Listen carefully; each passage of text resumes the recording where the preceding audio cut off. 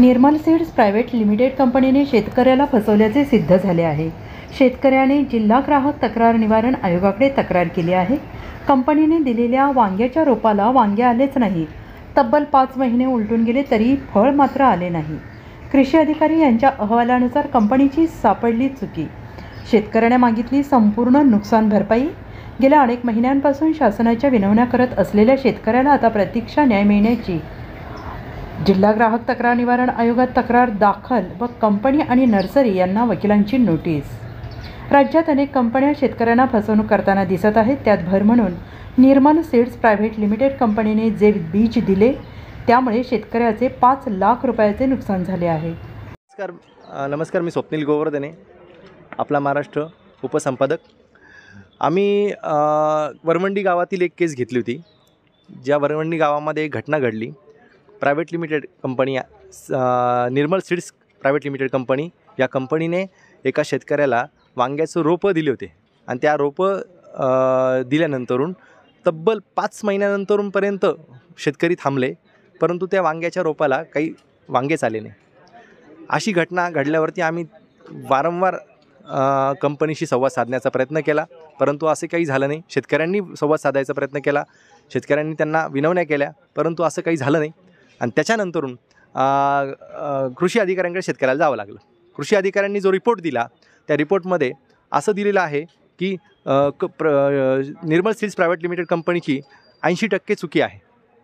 मग ह्या रिपोर्टवरनं असं आपल्याला निदर्शनास येते की ही जर चुकी कंपनीची आहे तर कंपनी ती मान्य करावी आणि शेतकऱ्याचा जे काही नुकसान भरपाई आहे, जी काही मागणी शेतकऱ्यांनी केली आहे ती शेतकऱ्याला मिळवून द्यावी। त्यासाठी आपल्यासोबत आहेत शेतकरी विशाल जाधव म्हणून।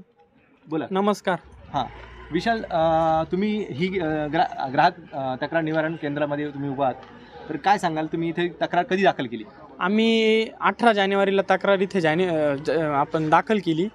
त्याच्यानंतर आम्ही आता वारंवार इथे येतो केसला। अजून काही कंपनीने त्याच्यावरती कोणते पण त्यांना आम्ही नोटीस पण गेलेली इथून या ग्राहक कार्यालयातून। अजून त्यांनी कोणत्या याच्यावर आम्हाला काही अजून त्यांनी दिलेले नाही उत्तर। बरं, पहिली नोटीस आपण बघू शकतो। पहिली नोटीस ही शेतकऱ्यांनी ज्यांच्याकडून पीक घेतलं होतं, रोपं घेतली होती, ती नर्सरी आहे सदानंद हायटेक नर्सरी, त्या मालकांशी आपण बोलू। त्यांचं काय मत आहे, तुमचं काय मत आहे यावरती? हा, शेतकऱ्यांचा जो काही प्रॉब्लेम असेल तो कंपनीला लवकरात लवकर त्यावर सोल्युशन काढलं पाहिजे आणि जे काही असेल त्यांना काही खर्च वगैरे तो देऊन टाकला पाहिजेत। तुमचं काय मत आहे, ही चुकी नेमकी कशी झाली असावी किंवा कोणाची चुकी आहे याच्यामध्ये? कदाचित त्यामध्ये सीड्सचा प्रॉब्लेम होतो, जेनेटिक काही प्रॉब्लेम असतात सीड्समध्ये, त्यामुळे असं होतं बहुतेक वेळा।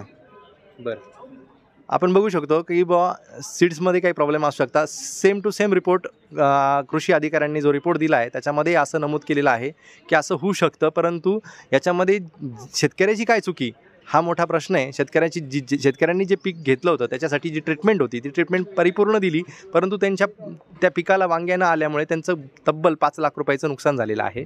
त्यांना दुसरी रोपंसुद्धा घेता नाही आली, दुसरी रोपं त्यांनी लागवड करता नाही आली, कारण की त्या पिकाची पाहणी होईपर्यंत, पंचनामा होईपर्यंत हा कालावधी वाढतच गेला आणि त्याच्यामुळे दुसरं क्रॉपिंगचा सुद्धा टायमिंग निघून गेला। त्याच्यामुळे दुसरं क्रॉपिंगचा टायमिंग निघून गेल्यामुळे त्यांचं प्रचंड नुकसान झालं, दुसऱ्या क्रॉपिंगचं पण नुकसान झालं। पहिले 5 लाख वांग्याचे मिळणार होते, फायदा झाला असता तर 5 लाख रुपये वांग्याचे मिळाले असते, परंतु दुसरं पिकाचं पण नुकसान होऊन गेलं। तर अशी नुकसान असताना शेतकऱ्याच्या घरच्यांची काय परिस्थिती, काय सांगाल याच्यावरती? आता आम्ही पण याच्यामध्ये पहिल्यांदा वांगे लागवड केली 10 जुलैला, तेव्हापासून आम्ही मेहनत घेतलेली आहे याच्यावरती पूर्णपणे। आणि मेहनत घेतल्यानंतर आम्हाला वाटलं 2 महिन्यात वांगे येतील, 1.5 महिन्यात येतील, 2 महिन्यात, 3 महिन्यात, पण आम्ही पण भरपूर त्याची प्रतीक्षा केली, पण कोणत्याही प्रकारे त्याला वांगा आले नाही। मग नंतर आम्ही कृषी अधिकाऱ्यांकडे तक्रार केली, कंपनीला वारंवार फोन करून कंपनीने याच्यावर कोणत्याही प्रकारे लक्ष दिलं नाही। आणि कृषी अधिकाऱ्यांकडून आता आम्हाला जे रिपोर्ट भेटले ते आम्ही पूर्ण इथं ग्राहक मंचात दाखल केले। जे काही होईल ते पूर्ण आता आम्ही पण कायद्यानेच घेणार। धन्यवाद। स्वप्नील गोवर्धने, आपला महाराष्ट्र न्यूज। आपला महाराष्ट्रासाठी उपसंपादक स्वप्नील गोवर्धने, नाशिक।